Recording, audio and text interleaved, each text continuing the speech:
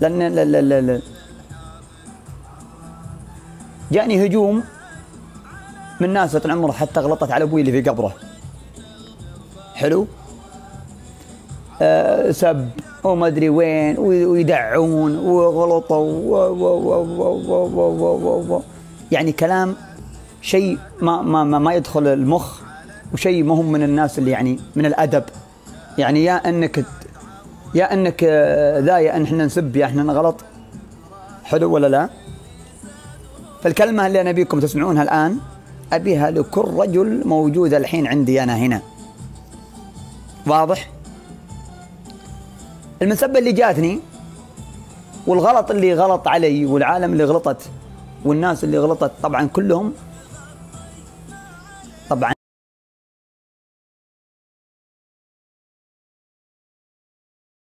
طبعا علشان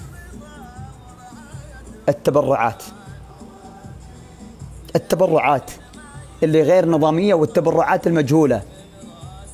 هذه تبرعات مجهولة يمشونها على البزران الصغار، يمشونها على المشاهير الصغار، أنا ما تمشي علي. واضح؟ الأشياء اللي تصير بالبرنامج هذه أشياء أنا أقولها لكم من هذا المنبر، أقسم بالله أني أقولها وأتكلم. الأشكال اللي زي هذه اللي تبربر واللي تقول، واضح كلامي؟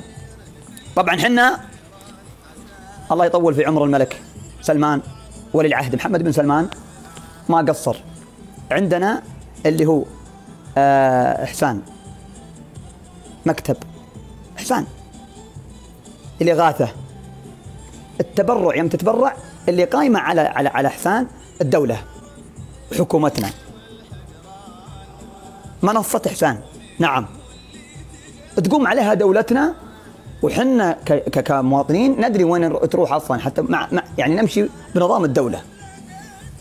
اما الجعر اللي طايحين في الصغار، واللي طايحين في الموسيقات الحزينه، واللي طايحين في الاشياء الحزينه، ويحط لي مثلا موسيقى حزينه ونحن ما ادري ايش وخرابيط وضريط، الاشياء اللي ما هو بنظاميه احنا ما لنا فيها لزوم.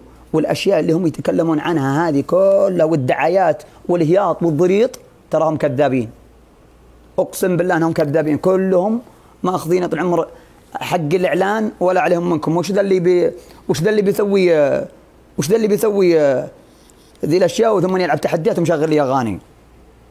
هو لو في خير والثاني فيه خير، انتم يا طول عمر يجيكم دعم ويجيكم فلوس، ليش تروح تضربها من الجهه الثانيه وتقول خله هي اللي بيفوز علي ابي ينشر مقطعي هذا؟ تبي العالم توقف، يعني مسوي انك تستعطف الناس المرضى. حرام على الواحد انه يستعطف بالناس اللي فيهم امراض. واضح ولا لا؟ هذا الكلام اللي انا اقوله لك، حرام عليك اي واحد يستغل امراض الناس علشان تحديات. اذا هي على التب لا تاخذها على ظهر مريض ولا على واحد تعبان، انتهى. هذه خطط قديمه. الاشياء الحملات ذي اللي صايره والخرابيط، طبعا اي تبرع، انا اتكلم عن اهل ديرتي، اي واحد بيتبرع في الاشياء المجهوله راح يتحاسب. اي واحد راح يتبرع بالاشياء المجهوله يقول والله انا بس سمعت من واحد مشهور، من المشهور مشهور صدق عليه، اذا ما هو بشيء نظامي فوالله ثم والله انت راح تتحاسب. انا اتكلم وانا واثق من كلامي اللي انا قاعد اقوله لكم، فانتبهوا فانتبهوا فانتبهوا. ترى العالم الحين صايره تستغل العاطفيه وقلوبكم، ترى فيه مدري ايش وفي ناس خرابيط. حنا تبع حكومتنا الله يا ربي يعزها، وتبع دولتنا الله يعزها. اما انهم يطول عمر عشاني انا رفضت الشيء هذا، اني انا ما امشي الا في نظام.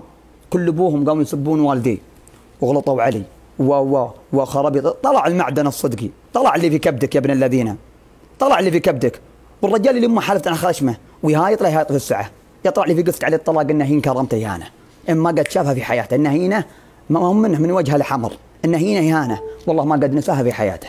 فانا اتكلم من هذا المنبر، انصح لكل واحد لا يتبع الاشكال هذه اللي على بالهم يستعطفونكم بالموسيقات الحزينه، ويحط لي موسيقى حزينه ويتكلم وكذاب، واخر شيء يلعب لي جوله عشان تب 1 واخر شيء يقول انا عشان ابي، ما تجي ابدا، ما تجي يا حبيبي. فاتكلم حنا تبع منصة إحسان، واللي قايمين عليها الدولة تبع الملك سلمان، الله يحفظه ويطول في عمره.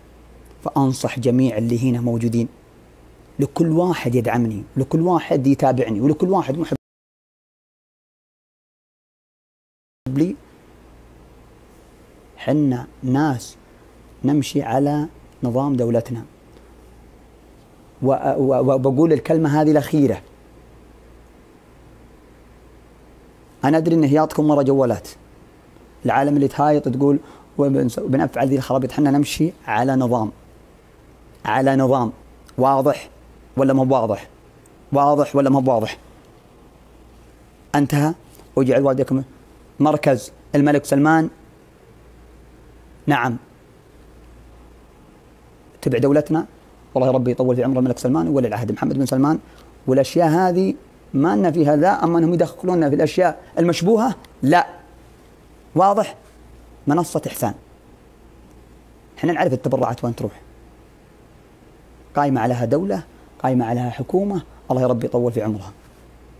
وشكرا، والله ربي يحفظكم، وتحياتي واشواقي، والله يبيض وجيهكم ويرحم والديكم. والاشكال هذه لا تتبعون وراها. انا انصح لكل مشهور ومشهوره لا يتبعون وراء الناس اللي يقولون تعالوا خلنا نسوي حمله خرابيط. اي واحد بيتصرف بشيء ما رخصت لك الدوله ولا شيء راح تتحاسب. واضح كلامي ولا لا؟ اي واحد ياخذ شيء من راح يتحاسب. هذه نصيحه قلتها من هذا المنبر. واي واحد يتبع ذي الاشكال اللي على بالهم ذا وفيه ما ادري وش الكذاب اللي احنا ما نعرفه، ما نعرفه. هذا التبرع مجهول ولا احنا يعني صوبه ولا ندخل اصلا فيه. جدا شكرا، وشكرا انكم سمعتوني. احبكم كثير، تحياتي.